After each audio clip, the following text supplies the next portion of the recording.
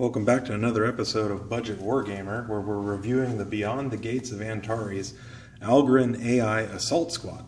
So this is a different squad than the regular Algoryn AI squad that I also have a review video up on. But this squad has shorter range weapons, and then each one of the troopers has the X-Sling launcher on them. So they're shorter range, but they're still very deadly in short range. Another thing to note, this is the newer packaging that has +2 extra models for the same price. So if you're comparing and you're looking to buy some of these models, make sure you get these. The Algoryn have +2, so it brings them up to a squad size of 7, which is different than what you see on the box. But inside the box, we'll show you the back side, and we'll go over the contents, and we'll talk about the modifications here. We have the one Algoryn AI Assault Squad leader with mag repeater and D-spinner. So I was wrong, I guess they're not X-slings, but they are a close combat weapon that gives them 2 hand-to-hand attacks. So they're quite nasty in hand-to-hand.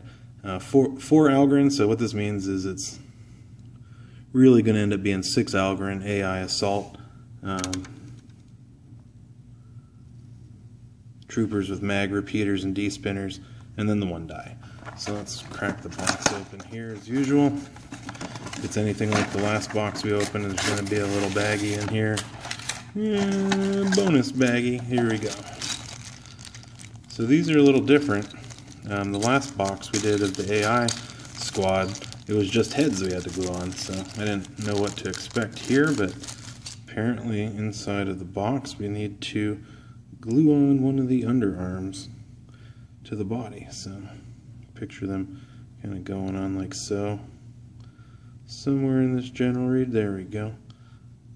So they'll run around with their mag repeaters, kind of give them rapid fire, and then we'll have to glue their heads on also. So a little bit more work on these guys compared to the other ones, but still fantastic detail. Let's get a little camera adjustment. And then they've got some different type of power pack, so it's not identical armor to the AI squad. Let's see what else might be different about these guys.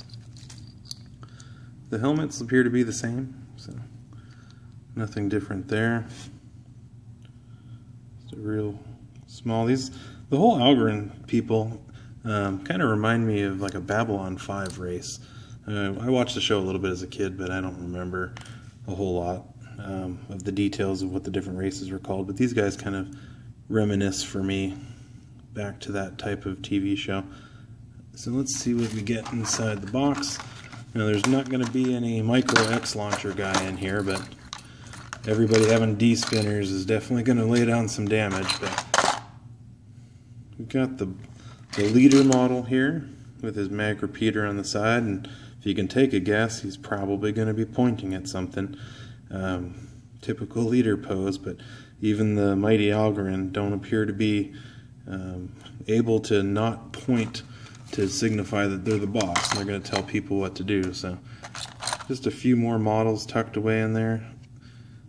And then there's one guy here. He must be important. Maybe he's checking the time.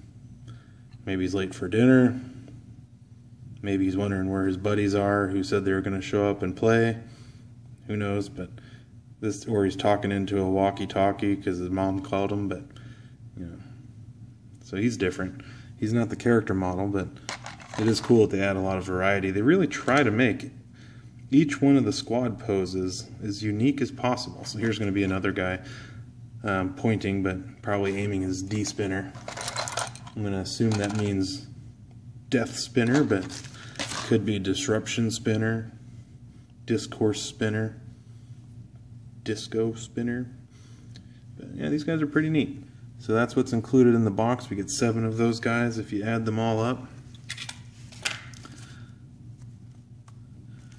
$32 for those. Definitely worth buying a few of them, and you can have multiple squads of these within each of your forces. So they're not special. They fall under the tactical, and you can have as many of these as you want if you don't need long range. So.